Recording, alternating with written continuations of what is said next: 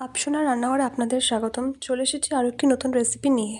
শেষ পাতে যদি একটু চাটনি না থাকে তবে কি আর খাওয়াটা জমে? আজ আমি আপনাদের তৈরি করে দেখাবো ঠিক বিয়েবাড়ির স্টাইলের টকটকে লাল টমেটোর চাটনি। কোনো বিশেষ উপকরণ ছাড়াই ঘরে থাকা জিনিস দিয়ে এটা বানানো যায়। তো চলুন শুরু করা যাক। দেখুন আমি কড়াইতে প্রথমে তেল দিয়ে দিয়েছি।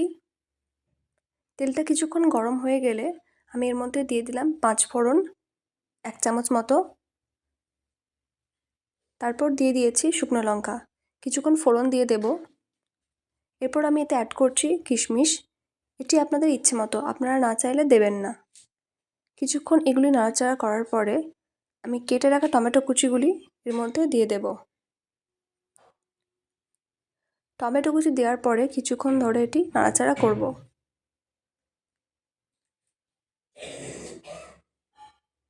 এরপর আমি এর মধ্যে দিয়ে দিচ্ছি স্বাদ মতো লবণ।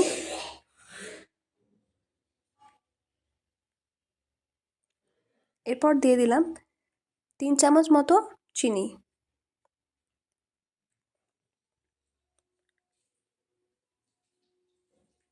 যেহেতু নুন এবং চিনি থেকে জল ছাড়ে তাই এই সময় আর কোনো জল দেওয়ার প্রয়োজন নেই। ভালোভাবে এগুলি কিছুক্ষণ ধরে নাড়তে থাকবেন, দেখবেন এগুলো থেকে জল বেরোবে। দেখুন টমেটোর থেকে জল বেরোতে শুরু করেছে। এখন আমি খুন্তি দিয়ে কিছুক্ষণ ধরে টমেটোগুলো স্ম্যাশ করে নেব। এখন আমি এর মধ্যে দিয়ে দিচ্ছি সামান্য জল। যদি আপনারা ঘন চাটনি পছন্দ করেন তবে জল দেওয়ার প্রয়োজন নেই, আর যদি একটু ঝোল পছন্দ করেন তবে সামান্য জল দিতে পারেন। কিছুক্ষণ ফুটে যাওয়ার পর আমি এর মধ্যে দিয়ে দিচ্ছি খেজুর। এটা অপশনাল, না চাইলে দেবেন না।